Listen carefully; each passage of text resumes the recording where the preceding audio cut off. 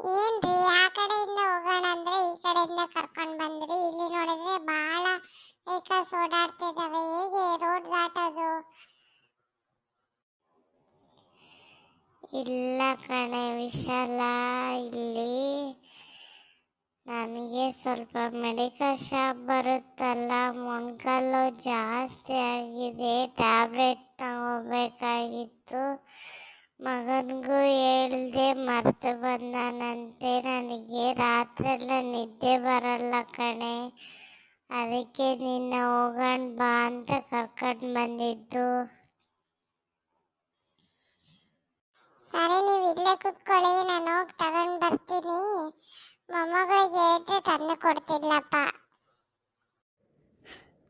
Good morning ರೀ ವಾಣಿ. ಯಾಕ್ರಿ ಸಪ್ಪಗಿದ್ದೀರಾ? ನಿಮ್ಮ ಫ್ರೆಂಡ್ ಬಂದಿಲ್ವಾ ಇವತ್ತು? ಇಲ್ಲ ಸರ್, ಇವತ್ತು